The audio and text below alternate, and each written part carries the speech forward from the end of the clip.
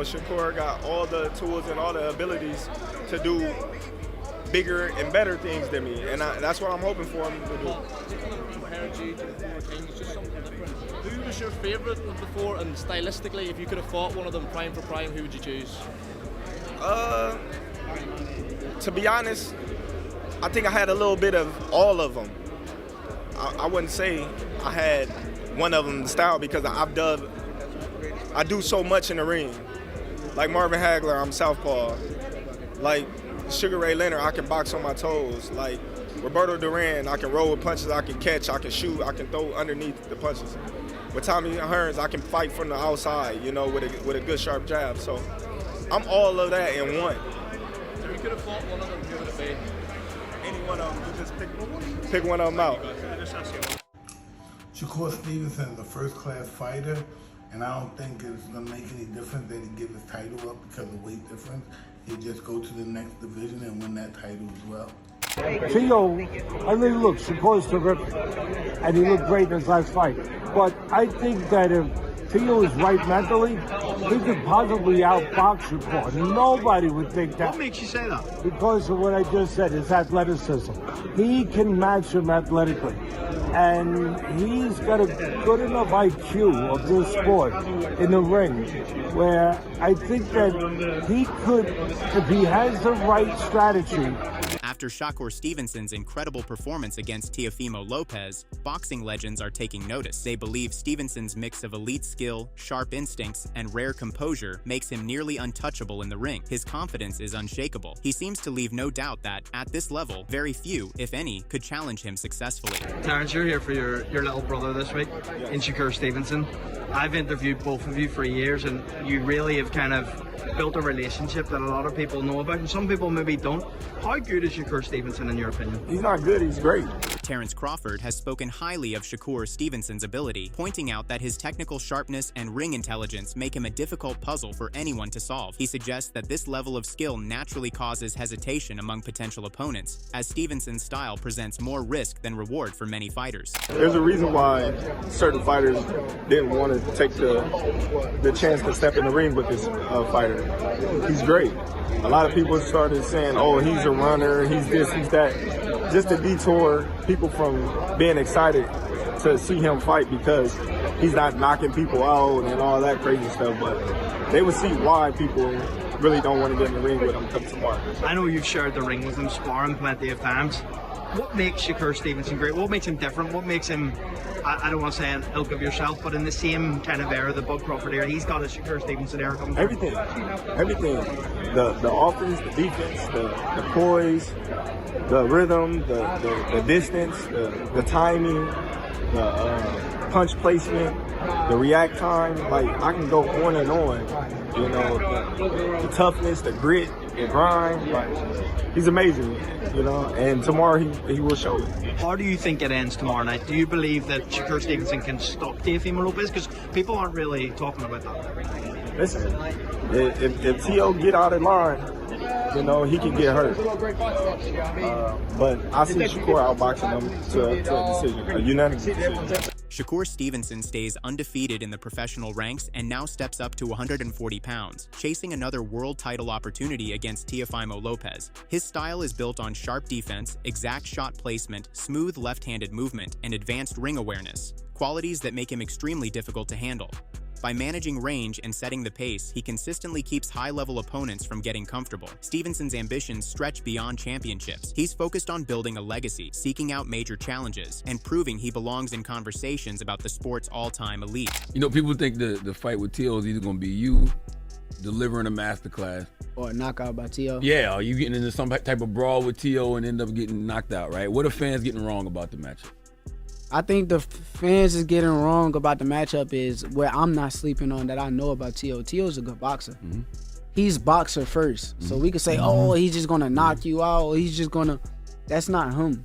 He's boxing first. He's going to want to establish distance and range on the outside and try to beat me up on the outside. So I think that's the main thing. And also the biggest thing that everybody don't realize with me, I can punch. Mm-hmm. Everybody say, oh, he can't punch, and then boom, crack somebody, and then they laying down, or something may happen to where they hurt, or something like that. So I think that's two big things where. Meanwhile, Floyd Mayweather has consistently shown strong respect for Shakur Stevenson's boxing ability, highlighting his technical skill as his greatest strength. While he hasn't directly labeled him the outright best in the division, Mayweather has described Stevenson as the most skillful boxer among his peers, contrasting that with Gervonta Davis's reputation as the division's biggest puncher. He has also expressed long-term belief in Stevenson's potential, once telling him at a young age that he had the talent to chase historic achievements, signaling early confidence in his ceiling as a fighter. Well, you got guys fighting between 130, 135, and 140. They stack, around that area. So, I mean, as of right now, skills that pay the bills. Well, the two guys, well, the biggest puncher, I feel, at the 135 will probably be Gervonta Tank Davis. Mm-hmm. But the most skillful fighter at 135 will be hands down Shakur Stevens. And what is it about him? Because I know he have a lot of good attributes, but do you think he has enough power to sustain? Well, it's really all about skills. Pernell Whitaker wasn't a huge puncher, but he was, very exciting, very tough, and he fought everybody. And Shakur is trying to do the same thing. He want to fight the best they got out there. Andre Ward has also praised Shakur Stevenson's talent, highlighting his immense potential in boxing. He points out that Stevenson stands out because he's a true student of the sport, constantly learning, staying disciplined, and committing fully to his training. I think he had a lot of stuff he could have did, but he's so talented and gifted, man. You also got to trust what he's seeing in there. We on the outside, but I think he put on a tremendous performance, and obviously, the level he's at, you always look for things he could do better, What did you see from the outside that he might? I'm just saying, I think it was a lot of body work and stuff like that. He could have touched on, but again, he's in there, so he's seeing stuff, he's feeling the punches. We not, so you got to trust what he's seeing. Teofimo just couldn't get going. He tried to get going. He just wasn't allowed to. So it's just the distance and range that Shakur has just perfected throughout the years, and then making him pay when he does that discourages him to not want to punch anymore. And I think he was out of answers in the first round. Honestly, I think he didn't really have any answers. When Teo starts doing little certain things with his hands and starts playing the clown game, he out of answers. He's down to just one shot. So Shakur just stayed focused, stayed locked in, and was at 4 divisions now, 26, 30, 35, 40. Andre Ward believes that Shakur Stevenson's true greatness is still taking shape. While Stevenson has already shown flashes of brilliance and world-class skill, he is still in the process of developing as a fighter. Ward points out that we haven't yet seen him face the full range of elite competition, and until he does, his ceiling remains unknown. According to Ward, Stevenson's combination of talent, discipline, and adaptability suggests that when he eventually meets the toughest opponents in the division, he could redefine what it means to be at the top of the sport. We don't know. He could be the greatest of all time. We don't know. He's not done yet. Not done yet. He's a great for sure. How great, we gonna see. He got a lot. He can box as long as he wants to box because he don't take punishment, and he's a master boxer. You know what I mean? So just excited for him, man. Happy for him, man. It's hard for me to see my brothers fight when I'm not fighting. That's harder to me than to actually fight because I can't help him. So I'm just happy it's over, man. I'm happy he got the win and get home to them babies, get that check. Last one from me. He's in there in the ring with Conor Ben. Do you like that fight for sure? Absolutely, yeah. How do you think that one goes? Conor's always dangerous. He's gonna come forward, but man, it's gonna look a lot like that. And there's no disrespect to Conor Ben. I respect what he does and how he does it, but the skill set, bro, is different. They say them boxers boring, man. Why they be saying that? They say the boxers boring, but the boxers they can deal with any style though. Teddy Atlas also explained that the Stevenson versus Lopez fight hinged as much on mindset as on skill. While Stevenson's technical ability and defensive savvy make him extremely tough to beat, Atlas stressed that the outcome also depended on Teofimo's mental readiness. If Lopez couldn't impose his will or stay confident, Stevenson's calm, patient approach and ability to exploit mistakes would give him a decisive edge. Atlas noted that underestimating Stevenson's mental discipline is costly, as he can consistently sticks to his plan, frustrates opponents, and maintains control. Key reasons his performance looked so dominant. Teofimo Shakur, how do you see that fight going? Which fight? Teofimo and Shakur. Listen, to me, you got to start with Teofimo's mindset. I mean, he's a terrifically talented fighter, but he can be hot and cold. And I think the hot and cold isn't really attached to his physical abilities or condition. I think it's mental. I think, is he in a mental good place? Is he mentally in a good place? I think that, I don't know if we know that for sure, but when he's in mentally a good place, he's a hell of a fighter. I think that what's interesting about this is that he might be the first fighter that Shakur has ever faced that can match him athletically. Speed, quickness, and surpass him in power. But match him with hand speed and leg speed. So that makes it very interesting. Furthermore, Mike Tyson has also voiced strong appreciation for Shakur Stevenson's boxing ability, describing him as a true specialist whose technique and skill set make him extremely difficult to beat. He points out that some fans may not always find Stevenson's style entertaining, but that's because high-level boxing is about precision and control, not just action. Tyson admires Stevenson's defensive awareness, ring intelligence, and accuracy, emphasizing that this classic hit-and-don't-get-hit approach is what allows him to handle top opponents so effectively. He has also praised Stevenson's recent outings, highlighting his sharp combinations and head movement as signs of elite-level craft. How could Shakur beat him? If he can't hurt him, that would be my question. Listen, you don't have to hurt him, you just have to outscore him. Shakur takes a good shot though, He's a specialist. That's why some fights that he doesn't look good in, because he's so superior. And it's boring watching sometimes. But he's a specialist. He knows what he's doing. He's hard. Deontay Wilder recognizes Shakur Stevenson as one of the sport's most intelligent and technically refined fighters. He highlights Stevenson's command of distance, precise timing, and defensive awareness, noting how those qualities allow him to control fights and consistently frustrate opponents who struggle to solve his style. Shakur in that fight. Shakur is very skillful. He's very smart in the ring, and he comes to fight every time. Brian Bomac McIntyre responded with major praise after Shakur Stevenson's dominant showing over Teofimo at Madison Square Garden, describing the performance as a true work of art inside the ring. He admired how relaxed, sharp, and in control Stevenson looked, saying it served as a perfect example for young fighters studying the sport. Bomac pointed to Stevenson's intelligent jab, smooth movement, and overall ring awareness as the tools that dictated every moment, leaving Lopez without answers. In his view, that level of command makes Stevenson a dangerous assignment for anyone, hinting that facing him is a risk most would rather avoid. Masterpiece, man. He looked so smooth, calm, and relaxed, man. That was beautiful. That was the one boxing lesson that you future guys, young guys and amateurs just turning pro, watch that, man. That was beautiful. You heard his father say in the corner, "What happened to your fast hands? That didn't work, man." Just overall, just given the styles in boxing so well, was there any way that Teo could have put on a better performance, a better plan, and gotten a better result? No, I don't think whatever he would have brought to the table would have worked, man. Shakur just got a great boxing mind. That's just it. He's got a great boxing mind, and once he put his mind to it, he's gonna get the job done. What is it gonna take to beat someone like him? I don't know, Brian. Probably want to stay away from that kid, man. Eddie Hearn has thrown firm support behind Shakur Stevenson, arguing that his value in the sport still isn't fully recognized. He believes many people underestimate Stevenson because his dominance comes from control and technique rather than highlight reel knockouts. Hearn points to his ring intelligence, defensive sharpness, and ability to shut opponents down as qualities that make him a difficult puzzle for any fighter to solve. By managing range and dictating the pace, Stevenson consistently wins rounds in a way that requires elite discipline and skill. In Hearn's eyes, that level of technical excellence and consistency at the top of the sport deserves much greater appreciation. I think Shakur is massively underrated in terms of his achievements and his ability. Everyone in boxing knows how good Shakur is. He is pound for pound, top 5 in terms of quality.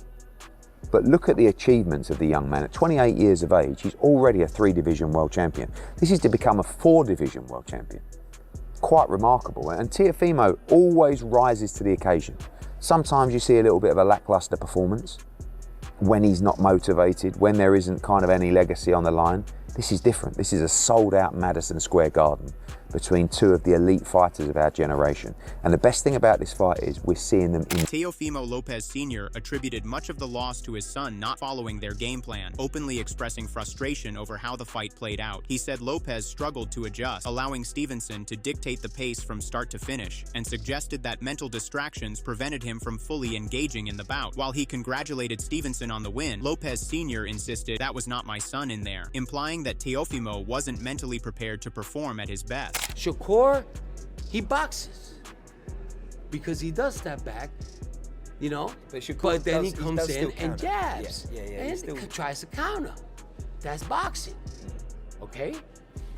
But not Jermaine Ortiz, not Son Mountain, and then all of a sudden, if you look at the second round, Jermaine Ortiz was boxing. He was boxing my son the first round. In the second round, he gets hit with a body shot and never came back. He started running from that point. Greg Hackett was stunned by how fully Shakur Stevenson dictated the fight. With flawless timing, crisp jabs, and precise counters, Stevenson capitalized on every mistake Lopez made, keeping him off balance and unable to connect cleanly. Hackett described Stevenson's control as almost paralyzing, as he completely disrupted Lopez's rhythm and offense. By managing distance and staying patient, Stevenson prevented any sustained pressure, and even when he turned up the tempo, he maintained full control without taking unnecessary risks. Yep. Shakur Stevenson put the belt to ass to Teofimo Lopez, right? Yeah. 12-round sweep. I know they had it 11-1, but shit, if you watched it, 12 clean rounds. Yeah. What'd you think of the performance? I do. It was excellent. It was. Shakur understands like what 3 minutes is. And you take full advantage of 3 minutes. He take full advantage of the ring. And he exploit whatever it is that you got bad habits at, or wherever you make your mistakes, he gonna exploit that. You know what I'm saying?